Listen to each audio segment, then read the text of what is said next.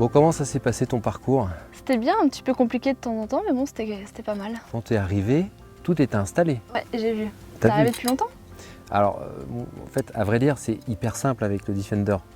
Mais oui, ça passe partout, c'est facile, c'est rapide et c'est en plus confort. J'ai un peu exagéré avec toi. Ah, donc Je c'est savais pas que- mal ce que j'ai fait. C'est pas mal, je savais que tu n'allais pas mettre 2 heures, je savais que tu allais mettre un peu plus.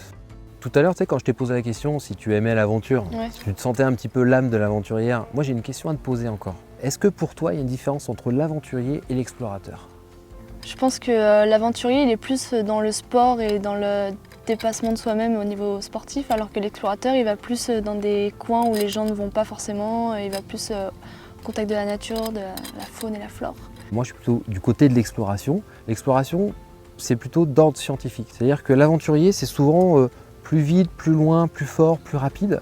Le premier à aller dans un endroit. L'explorateur, on est plutôt dans la partie recherche scientifique, analyse de données, recherche physiologique par exemple, test physiologique, test de matériel. J'aime orienter mon métier vers cette direction, de servir à quelque chose, servir à génération future aussi, faire des livres, faire des films, faire rêver les gens. C'est aussi le but de l'exploration. Et du coup, vu que tu me racontes tout ça, t'as l'habitude de faire ça? J'ai fait pas mal d'expéditions effectivement, donc surtout le monde polaire, parce que le monde polaire c'est un monde qui change 2 fois plus vite qu'ailleurs. On est sur un changement perpétuel et permanent là-bas. Quand on part là-bas, dans les zones polaires, en fait il y a beaucoup d'entraînement. Ah d'accord. Et l'entraînement ça passe par des bivouacs, ça passe par tutoyer un peu l'inconfort aussi. J'aime me mettre en difficulté, c'est pour ça que j'aimais te donner un peu ce défi tout à l'heure. C'est toujours un peu difficile ou compliqué par moment, mais en même temps, c'est pas parce que c'est difficile ou compliqué que c'est impossible. Et du coup, t'as fait quoi pour, comme recherche, comme tu disais tout à l'heure?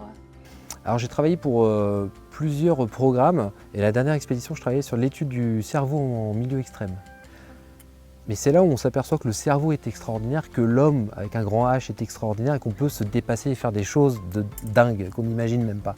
Et c'est vrai que, par exemple, avec le véhicule, ça me permet de mettre tout mon matos, il y a de l'espace, et puis lui, il passe partout en fait. Et ça, c'est le gros avantage pour moi. Et ça me permet vraiment d'aller dans les endroits qui sont difficiles, et ensuite de pouvoir m'entraîner dans ces endroits. Donc c'est loin, c'est profond, c'est noir, c'est froid.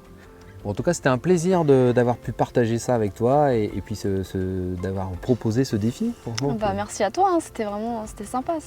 ça t'a plu? Ouais, c'était vraiment C'était super. chouette. En plus, tu as vu, le cadre, il est quand même dingue. Ouais, c'est magnifique ici. Félicitations. Merci beaucoup.